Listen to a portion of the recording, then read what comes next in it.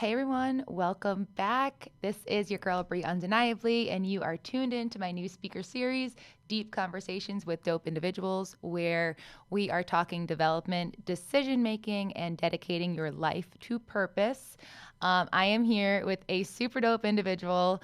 There is a lot of personal connection here. It's also one of my very best friends.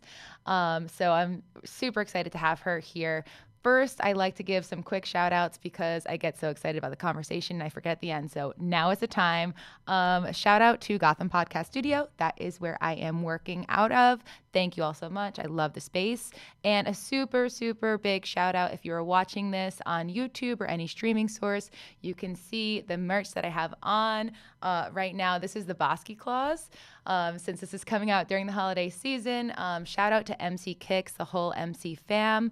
They are amazing and hooking me up with all their awesome merch. I have the Everything Spicy phone case. You can find them at EMCEEKICKS on Instagram and all other social networks. All right, let's kick into it. If you can see, I have Rosana Gambino on the screen here. She's coming from Amsterdam. I'm going to just give her a quick introduction and we're going to get into it. So Rosana is the co-founder and CEO of Fitly, a startup she founded in New York City just last year. After studying international business at Northeastern University, Rosana had dreams of living and working abroad. She spent her early career living and working in places like Australia and Costa Rica, while honing her business acumen with roles at unicorn startups like Lyft and ClassPass. It is this passion for travel, new challenges, and consistent unknown that drives her entrepreneurial spirit. This dynamic experience led to the creation of Fitly at the peak of the pandemic. So Rosana created Fitly after finding there was a gap in the market for fitness professionals finding job opportunities. Starting with a small idea, Rosana and her co-founder have been working tirelessly on the vision ever since. Now Rosana lives in Amsterdam and has grown Fitly to a team of 7 spread across various states and countries. With over 400 users on the platform currently, her passion project continues to grow, and she is more dedicated than ever to becoming an advocate that empowers fitness industry professionals by helping them find more enriched and fulfilling careers in the fitness industry. Welcome, Rosanna. I'm so excited to have you. Thank you for having me, Bray. It's great to be here. Yeah, so you were very welcome. I'm just so excited. Everyone can tell, my energy is up for sure. I mean, like I said, Rosanna has a very special place in my heart. She is one of my closest people in this world, and maybe we'll get into a little bit of our personal story, which we were brought together by fate. Is really what happened. There's really nothing else to it, but we can talk about the details later. But maybe you'll bring that fate into your story, because my first question for you is, as we say in the counseling community, we like to meet our clients where they're at. I like to do the same thing with my guests so my listeners can understand. So help us meet you where you're at and tell us a little bit about yourself. Wow, that's such a general and scary question. Tell it a little bit about myself. That's the best part. Outside of the intro that you kind of gave, yeah, I mean, I've lived in Amsterdam now for just about a year. And before that, I did a lot of traveling and bopping around. Kind of like you mentioned, I lived in Australia for a little while, Costa Rica for a little while. I had, a really strong passion for startups for a long time. So, I had a really great experience working in marketing and sales roles at both Lyft and ClassPass, and really just loved that time there. And before that, I don't know, I was kind of all over the place when I was younger, but it got me where I am. So, you know, no regrets in that sense. But yeah, I don't know. Does that answer your question about where I'm at? I'm currently now, yeah, like I live in Amsterdam. I live in a houseboat, which is like a wild scenario, and I'm running my own company, which is crazy. Everything I'm doing right now feels pretty insane. So if you're meeting me where I'm at, that's where I'm living these days. It's just like what feels like a surreal place. That definitely answers a question. I leave it so broad because I know that people can take it kind of wherever their mind is. It's almost like a counselor hack because it gets me right to where your head's at. But I'm so happy to just like hear that you're doing so well. I mean, I already know this because because of our closeness, but it's just amazing. You really are like the perfect fit for this podcast too. And something that I usually ask my guests before they come on is like things that they don't want to talk about. I didn't ask Rosana that, but just tell me if you're like we're not speaking on that, and I will move on to the next question. But we keep it conversational here. I want to know just a little bit more about, like, let's talk pre-entrepreneurial Rosana. Let's go to that place first, and maybe even, okay, for those listening and watching, we met in college.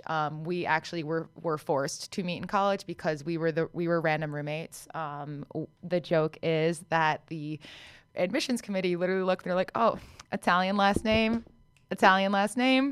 These two are going to be roommates. And there was literally nothing else that they could have found that would have aligned us. Nothing else about our like literally nothing. Nope, we're completely dissimilar in every other way.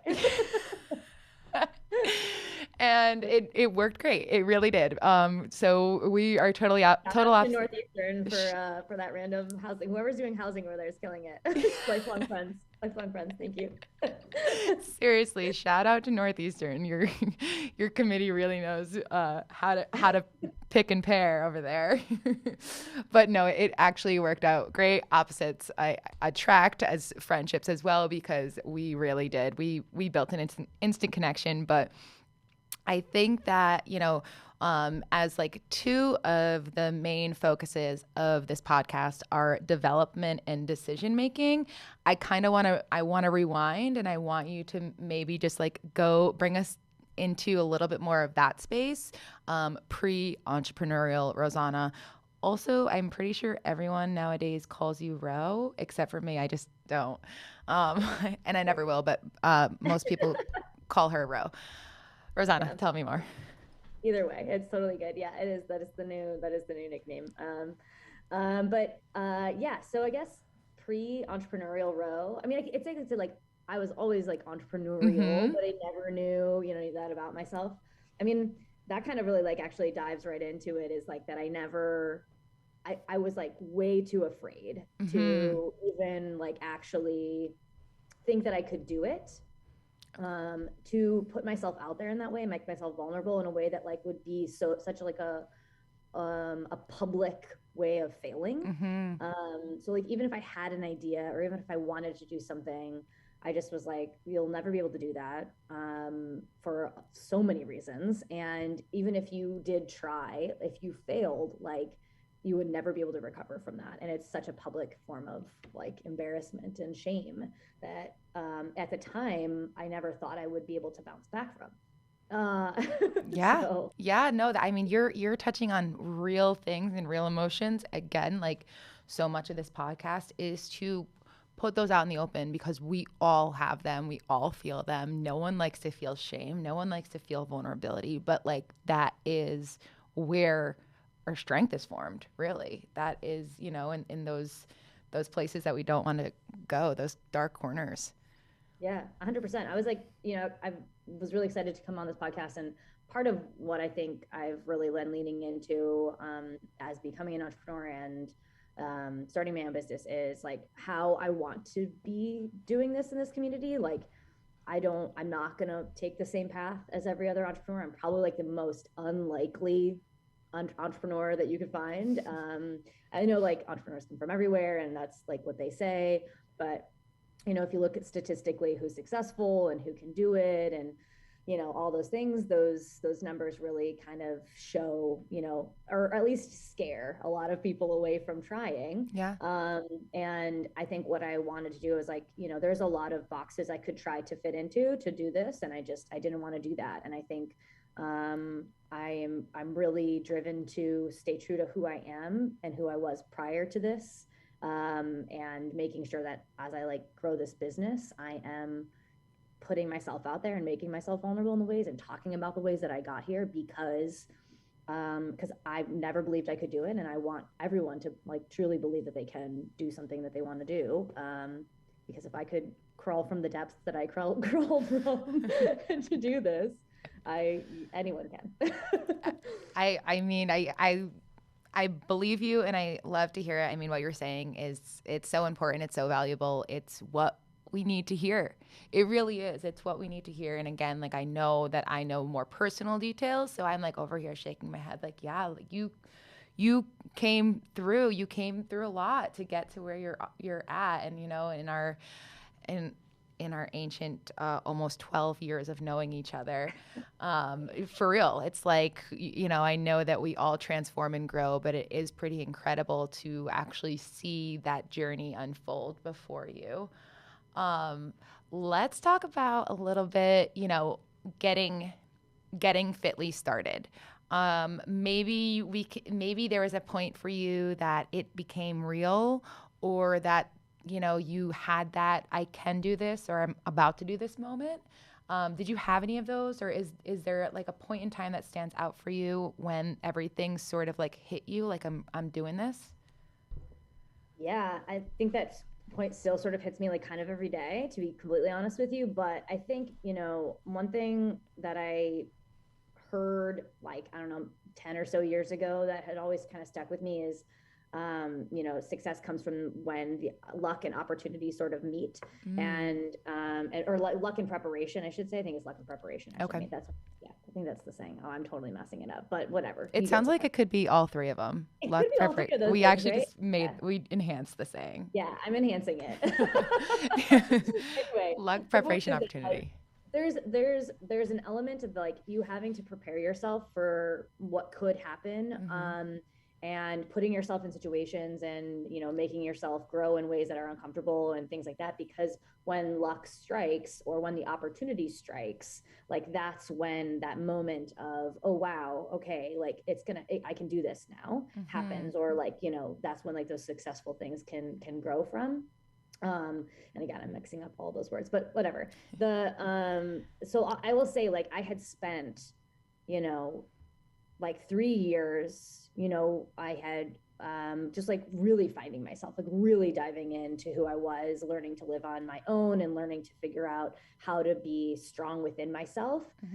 And when I finally kind of got comfortable in that place and was, I was working at ClassPass before, before Fitly, and I was loving it. It was like the first job that I felt like I was like really just, everything was sort of clicking in place. I was loving living in New York. I was dating who is my wife now, but she's my partner at the time. Shout out. I don't know if she wants to use names, but I was going to shout her out. If you want to shout her out, you can. Shout out, Sarah. Shout out to Sarah. Yeah, I mean, we were dating, we were living in New York. I was working at this job I loved. I had a great group of friends, and I was finally really, like I said, kind of feeling good about myself in this way and seeing like the future of like even just little things like my money and how I was spending my money and budgeting things like didn't feel as stressful. I was finally like able to kind of catch up on things and not feel like I could spend a little bit extra on things here and there without like really losing my mind over it. And that set type of stuff like really alleviates a lot of stress and takes a lot out of that mental space that you have, that you don't really realize. Paying off like one solid credit card can like do miraculous things for your mental health. So I was like sort of getting to that place, and all of those elements of like who I was at the time really set myself up because I was furloughed from ClassPass because of the pandemic, and didn't know if I was going to be going back. And because I had sort of laid all that groundwork, I was like, okay, the world is about to fall apart. Like I could just everything bad's happening. I can see it. It's like it was a terrible time. Yeah. And everyone around me sort of wanted to shut down, and I could see that. And I was like, if I choose this now, I will just completely go. I will revert all the work I've done for the past 4 or 5 years.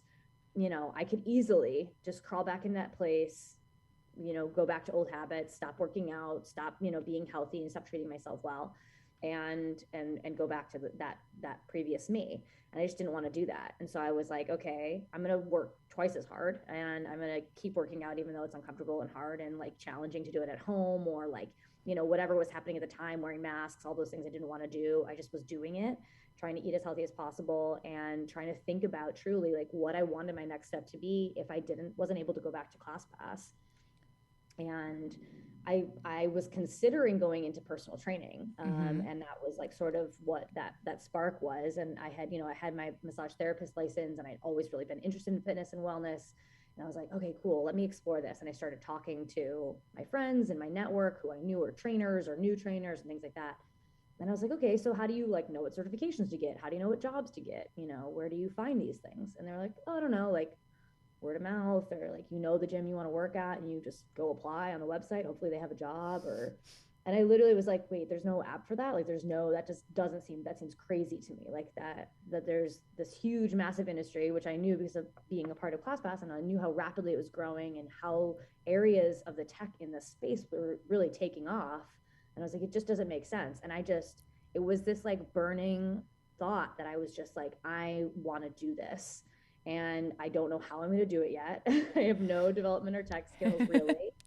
But I just wanted to. And I like literally in a fever dream wrote like a 35-page business plan.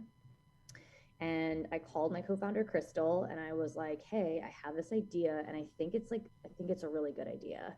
And I don't know like how we're going to do it, but I just think we can do it.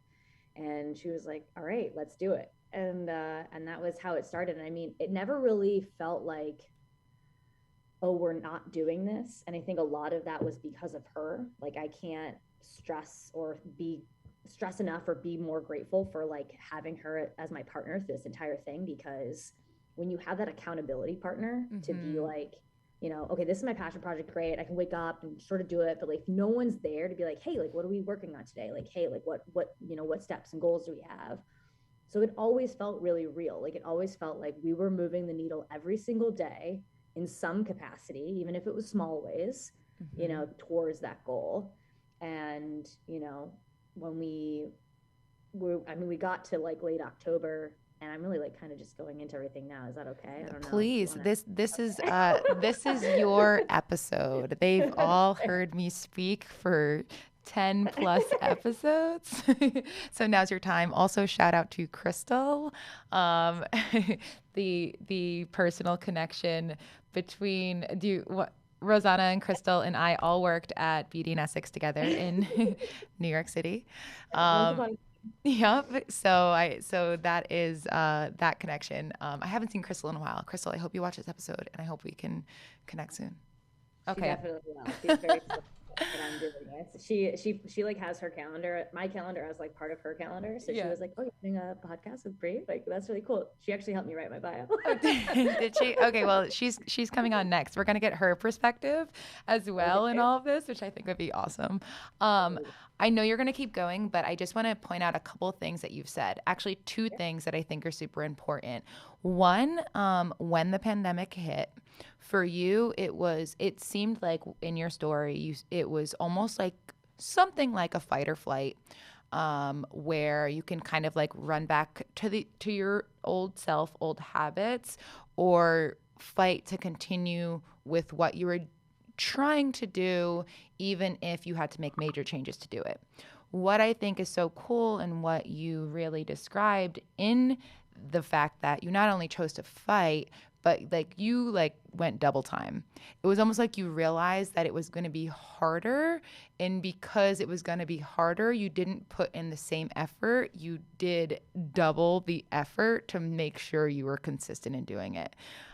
Which I think is so cool. I mean, just hearing you like say that, how you're like, I'm gonna work out even though it's really hard and difficult, and especially at home, and I'm gonna be eating healthier than ever, and like kind of you really like threw yourself full force into it rather than even the same maintenance effort that you were doing with it originally. So I think that's so cool. One, the other thing that I want to point out, and I think it's so important, it's almost like that ability to be ready to change courses at any point in time, especially in entrepreneurship. And it seems like you had to not only did you didn't have to make the quick switch, but you made a quick switch, but it was because you saw this like gaping hole in the industry and you're like, I can't not go into this. Like it's still in the fitness realm, but like you were no longer on the track to become a personal trainer. You're like, wait a second, I'm on the track to unite personal trainers and gyms together. So like you kind of like took everything you know, but you totally maybe like 45-degree, not 180, because it's I mean, I'm not doing math here, so but you took what you were learning and then you went in a very different direction with it, because you saw a hole in the same industry that you were working towards, but something that was needed and that you hadn't realized until, you know, it kind of hit you all at once. Am I getting all that right? Yeah. Yeah. Yeah, pretty much. Absolutely. I mean, I think, yeah, in terms of the fight or flight mode for sure. And I'm so grateful for those moments and that decision. Like, again, it was a really conscious thing. And it Mm-hmm. was really a conscious decision that I made every day. Because every day the temptation to just, like, and I think also, I could get a little bit of shit for this. I'm sorry, I'm not allowed to swear on this. Yes. Shit. I get a little shit from this from our generation, but I just think our generation like really leans into self-care in a way that like this might be a little bit too much it sometimes. it's not actually Right. what the true definition of self-care should be. Right. And so, I think, like scrolling through my Instagram or scrolling through my Facebook or whatever, talking to friends that were having a hard time, it was just like, man, like, this is awful. And I was like, yeah, it absolutely is. This is terrible. And everything in the world is like pretty crappy right now. And they were just like, I just want to be like on the couch and just like binge Netflix all the time. And I was like, I totally feel that. I also want to do that thing, but I can't. And Yeah. I don't like, yeah, and it's just like I'm not gonna do that. I don't know. I just like there was clearly just something inside me that had totally changed, because like if I had had if the same exact thing had happened to me a year or two prior, I would have just been like done. I would not have tried. And Mm-hmm. thank God, I think, subsequent things have happened in the year since that, like, I think like every time I'm tested in that way, I'm like, oh, thank God that last thing happened, because I didn't fail then and I didn't crumble then. So I'm like even stronger now, and I can get through this as well. And that's just not who I used to be. Yeah. Yeah, I mean, and even if you can't like pinpoint why you necessarily made that choice, it's like this conditioning yourself. It was like everything almost worked up to you making that choice to put you first. Even if and that is a conscious decision. But again, we're not going through every day saying like, you know, me, I'm going to put me first. And that, that could also be that like skewed self-care, which we could do a whole episode on that at another time. But I see what you're saying too. That there was this just like lean in to not leaning on the couch, I guess. Like you didn't want to just sit back. Oh, there it is. Meeting upgraded by the host. Shout out to Zoom. Thank you. That's okay. I think that'll pop off your screen soon. Okay, we're just gonna keep talking, but I'm so sorry that is on your screen right now. That's okay. I got rid of it. Is that what I was I No, not you're supposed to get rid of it. supposed to? Everyone listening, it's super cool to be here in studio, but because I still have my free Zoom package, but there's yeah, do that. This is better. I can just work with it. Don't work against That's it. it. Work with it. Okay. What we're talking about right If now, you're rolling with the punches. if you are watching this, I need to wait for our really awesome audio and visual people to click on their screen that they're accepting that Zoom has upgraded me to unlimited minutes. Anyway, Rosana's rolling with it. I'm gonna roll with it too. Okay. They're over the sun anyways. This is nice. This is comfy. And this looks nice behind you too. This feather Oh thing. yeah, this is a little dry bouquet. I love it. We've got a bunch of them here. We're really into the dried bouquets these days. I'm Amsterdam's really big on dried bouquets. I don't know. My wife. Amazing. Okay, let's keep it rolling. I don't even know where I was going, but here we are. Yeah. So I don't remember. that's okay. I can just keep asking more questions. Okay. Okay, so we're actually we've got plenty of time according to Zoom, which is nice. But we have a half hour. I have a half hour left in studio, so we'll probably go for another 20-25 minutes or so.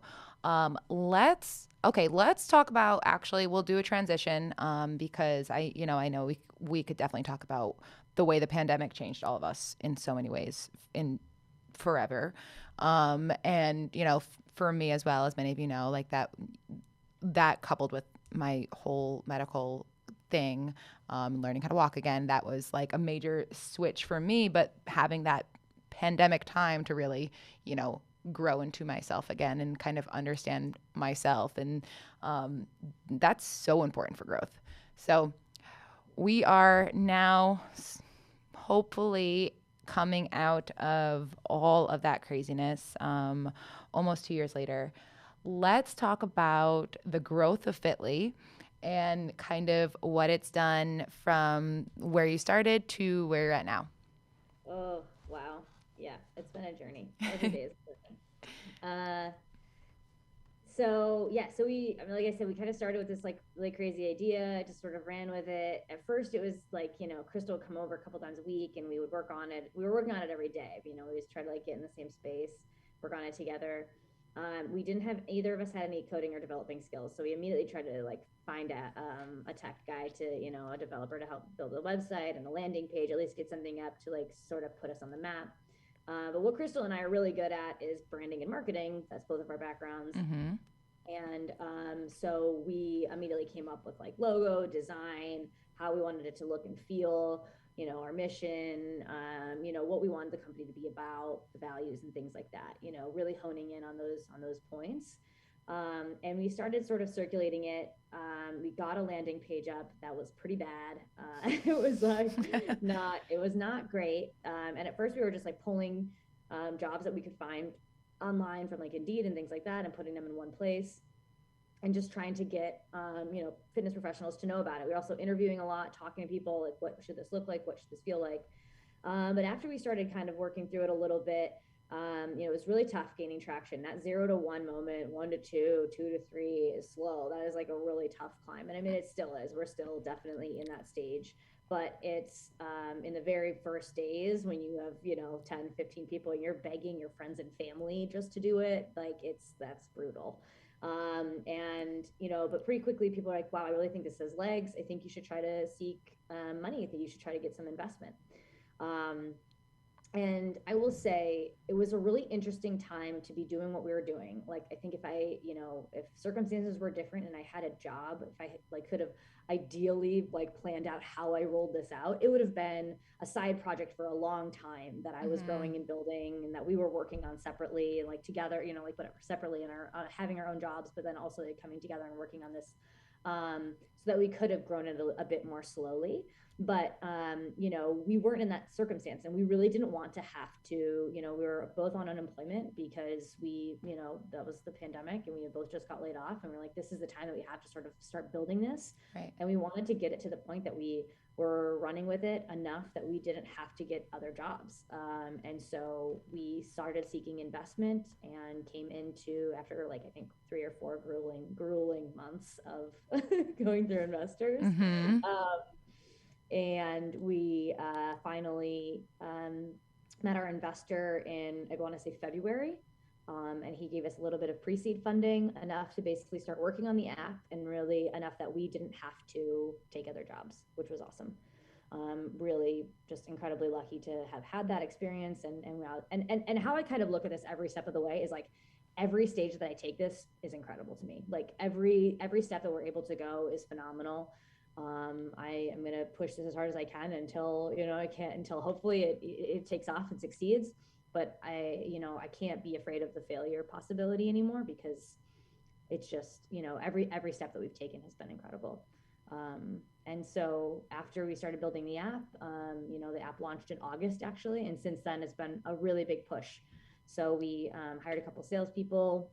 We have our customer success manager, and so we are basically matching up fitness professionals with job opportunities, onboarding them into our app, creating a community where eventually we'll be able to sort of have chat features and a lot of really interesting things that they can kind of work through together, work on teams, have mentorship, have resources around certifications and continuing education, and anything that you really need, how to manage and grow a business as a fitness professional. Sorry.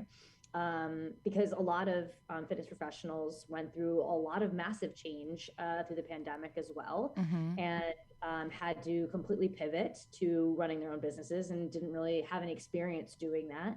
And so we want to provide the resources and tools that they can do that with as well, help them grow their personal training businesses.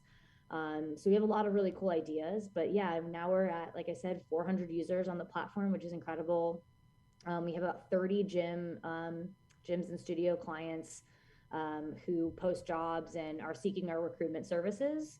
And we have, like I said, the two sales reps and our customer success manager and a couple of interns. And every day we're just moving the needle a little bit here and there. I love that. 1% better every day, moving the needle just a little bit. And I think what is like one of those things, again, it's like, it's actually what we don't want to happen that seems to really push success forward. Like you said, like your ideal situation would have been like slowly working on this as a side project. If you weren't thrown into it, you would have like to had a steady income and all of those securities that you were putting, your daily time into. And this would have been, siphoning out the extra time in the day and the extra time on the weekends to work on something like this. And I think that is you hit on a huge point there, because obviously we just heard the incredible growth after that moment, and how you just really had to throw yourself into it full force. And that's not always like the suggestion, but it's the idea of the suggestion that, the way that we think is it's going to be, the way that we want to plan it might actually not be the way that's going to grow something that we're trying to grow. And I just think like it for entrepreneurs and aspiring entrepreneurs, like that you painted an ideal picture, that, if we could work and then build on the side. And if you have the opportunity to do that, and also the wherewithal, like the energy to do that, then, that's amazing, because you do have the source of income that you need to start building and monetizing something on the side that you can eventually make that transition. But I guess it's all to say that, like, we find ways to make it work when we need to make it work.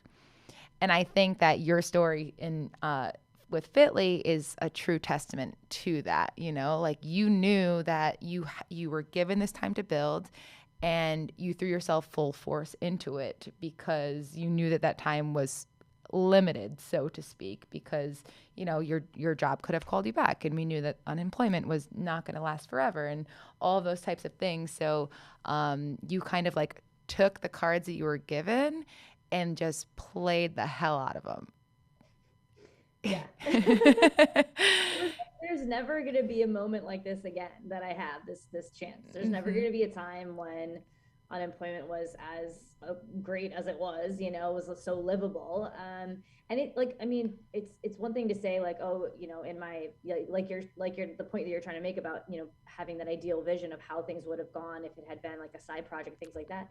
Yeah, you're right. Like, I don't know that I ever would have gotten there, because having a side hustle is really hard, as you know. Like it's really tough to make and prioritize. Like all of a sudden, all of your work-life balance, like that gets really thrown if you have, your actual work and your like passion work and things like that. That's still work. And so it's, it was a really big privilege that I had to take that time to be able to do that. And I'm like incredibly grateful. And I knew that. And that's why I was like, we got to push as hard as we can right now, because this is a once in a lifetime thing that's going to happen. Yeah. Yeah. Yeah. I mean, yeah, that you're hitting all the points. You really are. Um, okay, so let's talk about, can I ask any mistakes that you've made? Is that like Oh, a yeah, of course. I've any made every single mistake. I make mistakes every day, all the time. Everything I do is probably wrong. Like I just, but like you know, like I think that expectation, and I mean, like I'm pretty tough on myself, and I will say, there are a lot of ways in which that can go bad, and a lot of people are like, oh, don't be so hard on yourself. I also think that Mhm. that's a little bit of our generation and a little bit of like our parents and our grandparents having lived really hard and like not wanting us to struggle so much. And they're like, Right. oh, just like be easy on you. Don't make like, and there is an element to that, of course. Like, take it easy on yourself. Don't like beat yourself up all the time. But I think there's like one side of that that's kind of really awesome if you have that within you, because you can utilize that like power of Mhm. like, wanting to get stuff done and always wanting to be better and always wanting to improve. And if you can sort of find that very thin line of like, okay, I'm not going to beat myself up over the mistakes, but I am going to be like, that was a mistake. Okay. Like, what do we do now? And we like go from it. And we, like, what do we do better next time? Or like, you don't sort of let yourself rest in the way of accepting, you know, the failure state that you are in at whatever point, not that it's, like nothing is really a failure. Everything is a learning opportunity. I know that sounds cheesy, but it's really true. Mhm. uh, any entrepreneur or founder that I've talked to, like thankfully I've had one of the biggest things that I did that was really right, really right, Tell us. was networking like crazy. I invested a lot in like a LinkedIn software that I could just sort of outreach to people and investors and advisors. And I took every single meeting that I could. Like anyone that would respond to me that, was willing to talk to me, I would sit down and talk with them, even if like they didn't have any interest in investing or were going to be kind of mean to me. I had a lot of those conversations. Yeah. But every There are single one definitely I mean learned people. from, like, I had a terrible conversation with this guy who just like, ugh, he just mopped the floor with me. He was like, what are you doing? This is mess. You should do this instead. And Crystal and I was like, oh, I was fuming after the conversation. But, I look back on that conversation now and I was like, he was right about a lot of things. I Oh, really hated, really? I was gonna really hated, really hated how he said it to me. He was right about a lot. I was I was gonna give you the opportunity to blow him up right now, but you're I mean, like, I won't ever work with him because he was really rude and condescending, but like, but wrong way to do business. yeah, Even if he no, was don't, saying the right things. yeah, don't be mean to people. That's like Yeah. not necessary. Kindness is still allowed in business. Yeah, but yeah, I will say like that's invaluable. It's like always talking to people, always trying to get that insight because they're going to tell you the mistakes they made. Sometimes that doesn't matter. Like sometimes like you like I was told a lot of times, do this, don't do this, but that didn't make sense for me. Like in my certain circumstance I couldn't do it that way. Or as much as I like about the like going slowly, a lot of times people are like, yeah, just make this a side project, and don't try Hmm. to like, don't seek investment really quickly, or don't do this really quickly, or whatever they had to say. These are the entrepreneurial and startup culture is very much like, these are the things that you have to do to be successful, and they're basing this off of very successful companies who have whose founders did these things. But there's always stories that are exceptions, and there's always stories that have little nuances, and they're just like, oh, but this one, look at, that's funny story, but like, but don't do that, don't try to like rely on that. But every circumstance is different. And as we know, like I mentioned, statistically, all of those founders kind of came from a lot of times the same groups. Yes. So a lot of times you don't have those opportunities, and you don't have those moments or those things that are given to you, and you got to kind of make it up as you go. So there are no rules in life, but you just try to stick to it as much as you can. There definitely are no rules, and I think you're hitting on so many important points about the roadmap that we're all looking for.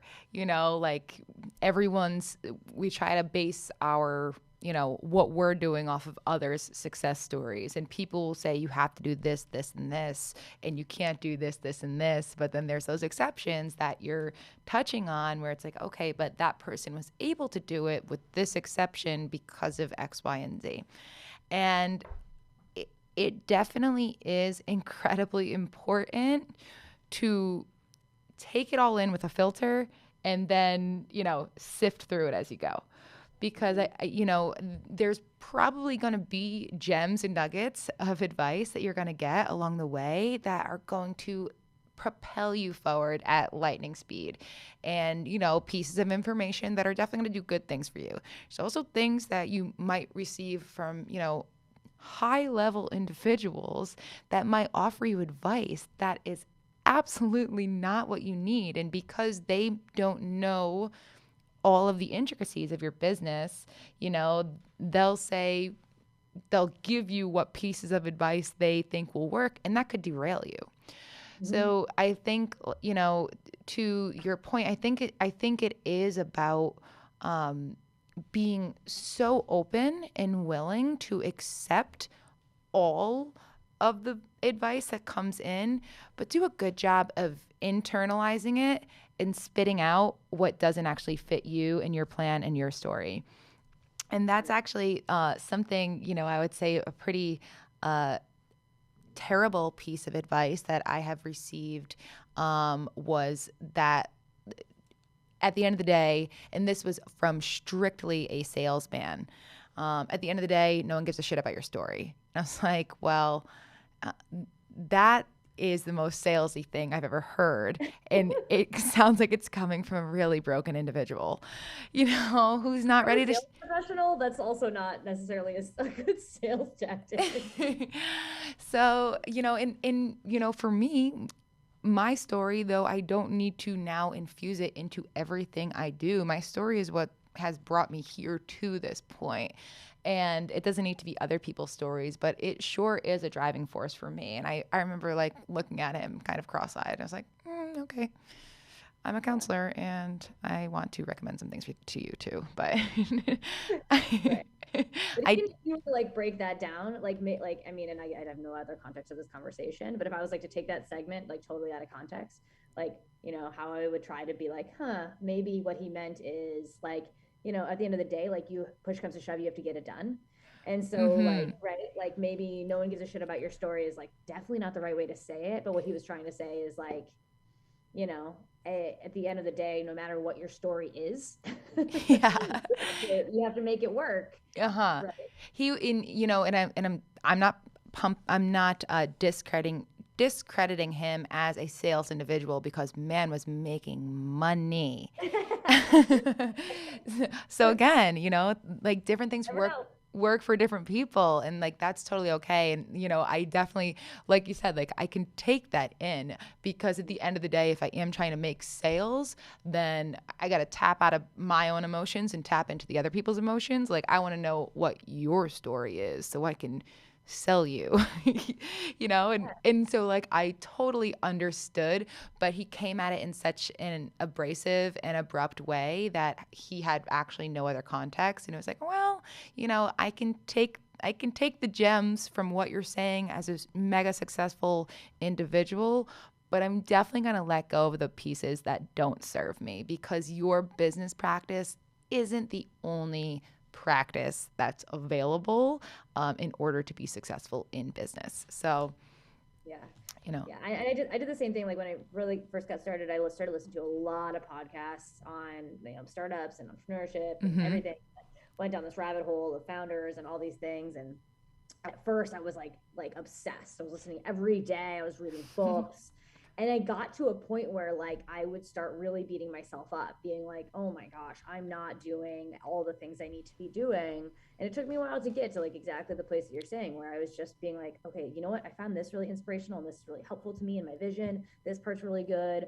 And this doesn't make any sense to me. I can't remember who it was, but someone was if you have time to sit at home and watch TV at night, then you're not dedicated enough to your vision. And I was okay, I think maybe. And I for a while, but it's a really tough mentality I still struggle with, is when there's literally so much work that you can never finish in terms of building your business. Every moment that you're off, you're you feel you're failing in a way, oh, I'm not doing enough or whatever. And so when those other founders, I think that's a really toxic message to spread too, that we have to just completely drain ourselves.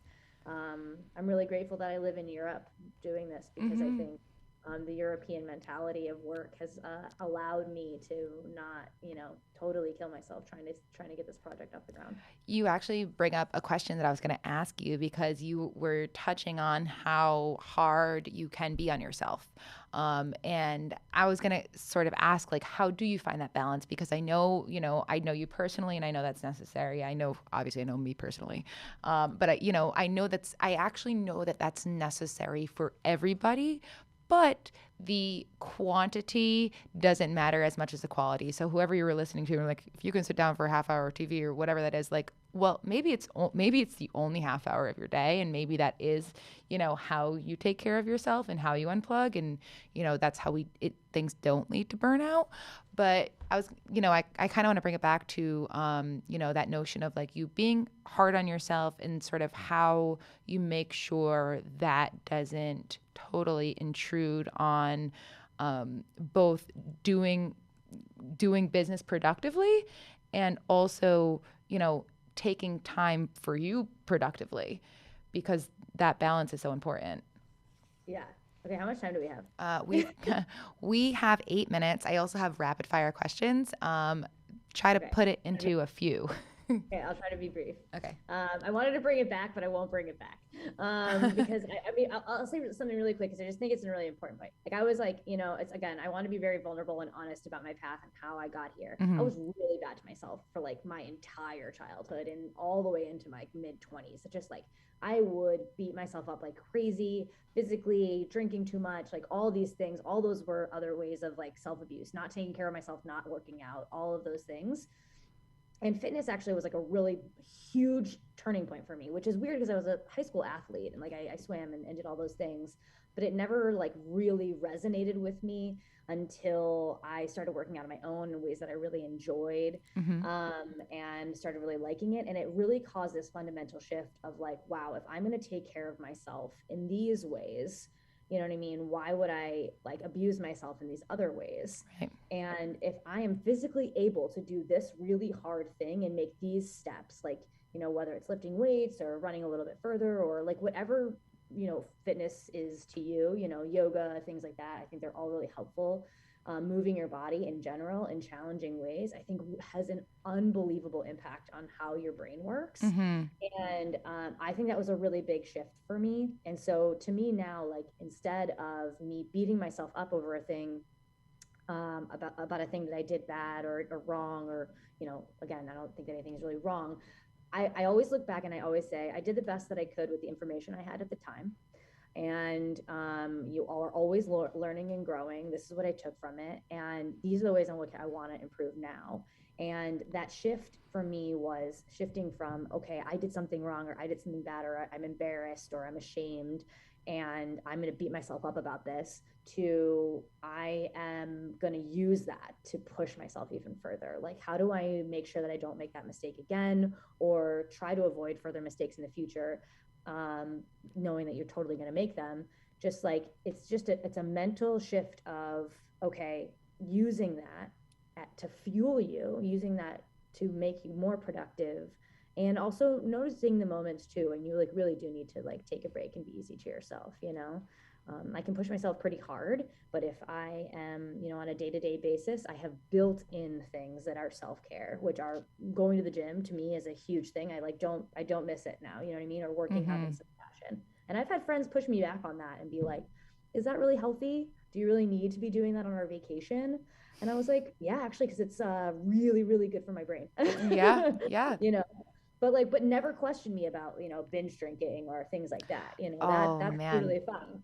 Right. It's so interesting. So Yeah, interesting that, I mean, I wish we had more than 5 minutes, because we could go in. Maybe there will be a part 2, because that actually, you just hit on such an interesting point.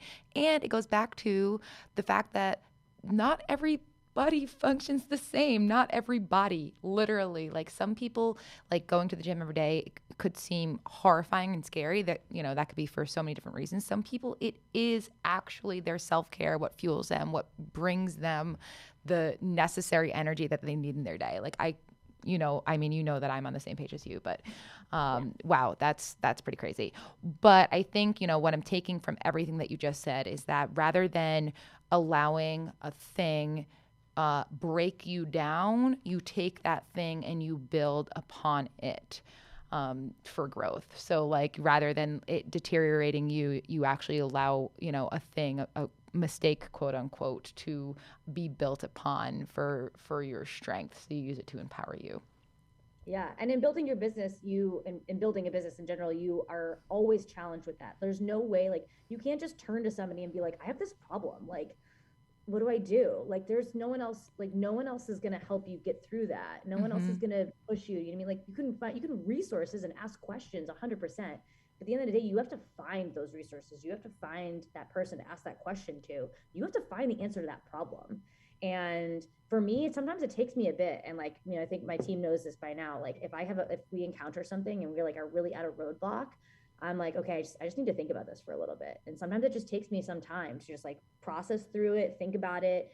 I get my best thoughts in the shower every time. I like all of a sudden I'm like, oh, okay, this is what we're gonna do. Or or I take a nugget and I make sure I listen to a podcast or something from a founder I think is inspirational or something like that, and I take a nugget from there, and it has really shifted. But like again, that's that same thing where you hit a roadblock, you hit a problem, you hit anything, something that breaks you, you use it, you shift it, you mess it around, and you grow from it. Amazing. Okay, we have 3 minutes. I am going to do rapid fire, and then you're going to leave us with your final thoughts and also how everyone can find you in your business or whatever shout outs you want to give. Yes. Okay, so first one, these are just 3 rapid fire questions on the 3 things that I spoke about in the beginning. So first is on development. Currently, are you more actively working on personal development or professional development? That's a really tough question. I'm going to say professional. Professional. Okay, it's rapid fire. That's why I said active. I know we're all working on both. Okay, 2, decision making. Do you make decisions more on choice or guiding voice? Guiding voice meaning intuition or any spirituality that you might have. Choice, what? Guiding voice. Guiding voice. Okay. And 3, dedicating yourself to purpose. Was that a moment in time for you, a singular moment that kind of spewed everything else out, or is that a daily practice that you have to do? Daily practice. Daily practice. Well, I'm not going to say I agree. I agree. I agree. I don't want to say I agree because I don't want to skew the next listeners. But currently, you answered pretty similar to how I would answer in this moment. Okay, 2 minutes left. Leave us with your final thoughts. Let everyone know where they can find you in Fitly, and if you have any shout outs, feel free to give them now. Yeah, absolutely. So I'll start by just like talking a little bit more about Fitly. Just like we are here for any fitness professional. We are here to try to make the platform and the world of fitness instruction more accessible. So if you are interested in becoming a fitness instructor or trainer or growing your business as a personal trainer, please find us at Fitly Jobs. On Instagram, you can also download our app on both iOS and Android. Fitly app. It's Fitly with 2 T's, by the way. And you can find me personally at row to boat, no W's, just RORO the boat. I don't know if you really want to follow me personally, but you can. I think you should. I will tag you and Fitly and everything so everyone knows where to find you as well. But yeah. And I'll give a shout out to, of course, my co-founder, Crystal Robinson-Carroll. She's amazing. Couldn't have done this without her. She's an incredible guiding voice. Anyone that's thinking about starting a business, I say the number one piece of advice I'll give you is get a co-founder. Definitely. And my wife, Sarah Fitzgerald, couldn't do this life without her. So I can't forget her.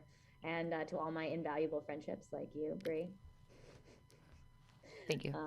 Can't be anywhere without your friends, and you've look at you. This incredible journey that you're on. It inspires me every day. Oh, I love you so much. Thank you. All right, everyone. That is all the time we have. I know I feel rushed right now, and I want to just give you some more love. Thank you for being here. I'm so happy to have had you on. Until next time, everyone. Let this be the moment. We'll talk soon.